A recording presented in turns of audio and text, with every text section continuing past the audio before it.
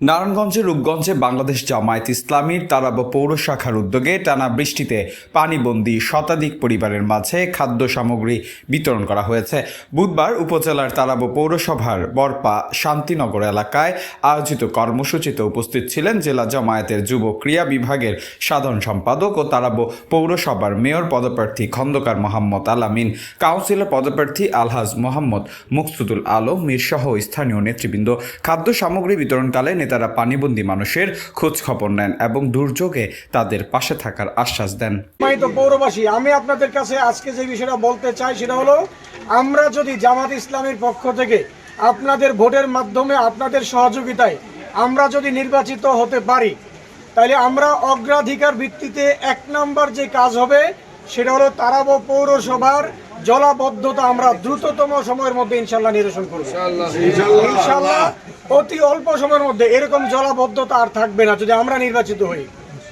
2 নম্বর কাজ হলো, আমাদের এই এলাকায় আমাদের ছেলে সন্তানরা মাদকের করাল গ্রাসে আজকে নিমজ্জিত হয়ে ধ্বংস হয়ে যাচ্ছে না? প্রত্যেকটা এলাকায় প্রত্যেকটা পাড়ায় মাদকের ব্যবহার হচ্ছে, মাদক বিক্রি হচ্ছে। এই মাদক বিক্রি, মাদকের আমদানি যদি বন্ধ করা যায় তাহলে কিন্তু আমার পৌরসভার তরুণরা, আমাদের ছেলে সন্তানরা তারা কিন্তু এই মাদক থেকে মুক্তি পাবে। আমাদের ছেলে সন্তানরা তখন কর্মক্ষম হবে, তারা কাজ করবে, তারা ভালো থাকবে। আমরাও তো চাই আমাদের ছেলে সন্তান মাদক থেকে মুক্ত থাকুক, চাই না? সুতরাং আমরা 2 নম্বর যে কাজ করব, তারাব পৌরসভা থেকে ইনশাল্লাহ মাদকের শিকড় আমরা ইনশাল্লাহ উপড়ে ফেলবো ইনশাল্লাহ।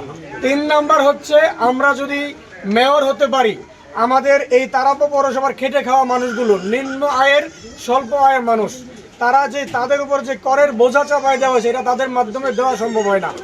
আমরা যদি মেয়র হই তাহলে ইনশাল্লাহ আবাসিক যত কর আছে, মানে আপনি একটা বাড়ি করে থাকছেন, একটা টিনের একচালা ঘর অথবা একটা বিল্ডিংয়ে বলেন আপনার থাকার জন্য, এরকম আবাসিক কর আমরা ইনশাল্লাহ নিব না। আমরা যদি, আমি আবারও বলছি, আপনারা ভালো করে শুনেন, যদি আমরা মেয়র হই তাহলে কোনো আবাসিক কর ইনশাল্লাহ আমরা নিব না। এরপরে গরিব মানুষগুলো অসুস্থ হলে হাসপাতালে যেতে পারে না, চিকিৎসার জন্য ছুটাছুটি করে দৌড়াদৌড়ি করে। আর এই সুযোগে এক ধরনের ডাক্তার নামক নরপশুরা তারা কি করে, রোগীদের গলা কাটে। বাংলাদেশে সবাই খারাপ না, কিন্তু ডাক্তাররা অনেকেই ভালো, ম্যাক্সিমাম ভালো, কিন্তু কিছু লোক তাদের সাথে দালালি করার কারণে আমাদের দেশের মানুষ চিকিৎসা পায় না। আমরা যদি মেয়র হতে চাই, এই তারাব পৌরসভার মাধ্যমে একটা বিশ্বমানের হসপিটাল করা হবে, যেখানে আমাদের এই গ্রামের, এই এলাকার, এই পৌরসভার লোকজন অল্প মূল্যে ইনশাল্লাহ চিকিৎসা গ্রহণ করবে। সম্মানিত উপস্থিতি, আমি আর বেশি কিছু বলতে চাই না। সর্বশেষ একটা কথা বলতে চাই, সেটা হলো, যদি আমরা নির্বাচিত হই, আমি আপনাদের কাছে ওয়াদা করে যাচ্ছি, আমার নাম আলামিন, আমি মেয়র প্রার্থী।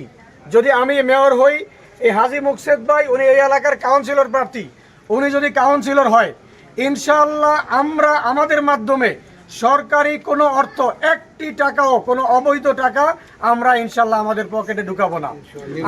আমরা নির্বাচিত হলে তারাব পৌরসভায় কোনো দুর্নীতি আমরা করতে দিব না।